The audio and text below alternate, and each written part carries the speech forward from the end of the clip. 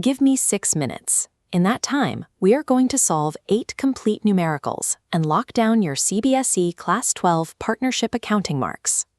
By the end of this video, you will have this exact setup memorized: a perfectly balanced profit and loss appropriation ledger backed by the 4 core mathematical formulas for valuing goodwill.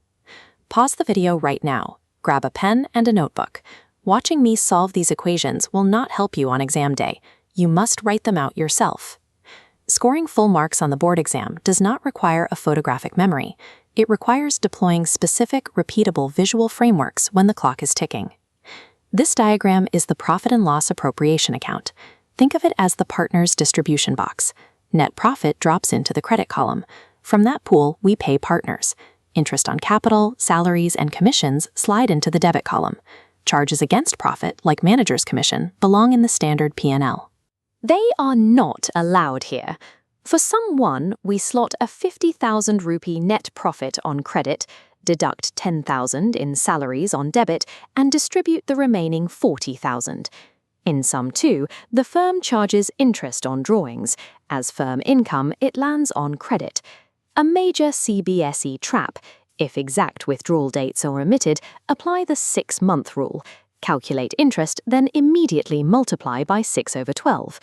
Internalizing the strict left and right rules of this T-ledger physically prevents 80% of the structural errors students make on this section of the exam. Sometimes a partner requires a financial safety net. A guarantee of profit acts like a minimum wage for that specific partner, insulating them from the firm's broader losses. To solve guarantee problems accurately, use this sequence. Step 1, calculate actual share. Step 2, find deficiency. Step 3, deduct. In sum 3, partner C's calculated share is 8,000 rupees against a 10,000 guarantee, leaving a 2,000 rupee deficiency. Because the firm made the guarantee, we split that 2,000 deficit by the remaining partner's ratio and subtract it directly from their totals. Sum 4 alters the parameters. If partner A alone guarantees partner C's profit, step 3 shifts. We still find the 2,000 rupee deficiency, but we deduct the entire amount exclusively from partner A's column. Solving a guarantee sum is not a new type of math. It is simply standard profit distribution followed by a mandatory deficit reallocation. We now turn to goodwill. Imagine a highly successful local bakery. If an investor buys it, they will pay a premium over the raw cost of the ovens and the building. That premium is goodwill. That premium exists because of concrete business advantages: a prime location on a busy street, exceptionally efficient management, or 10 years of stellar customer reviews. Because this glowing reputation mathematically ensures future cash flow, accountants are required to assign it a precise numerical value on the balance sheet. We begin the math sequence with sum 5 and the average profit method.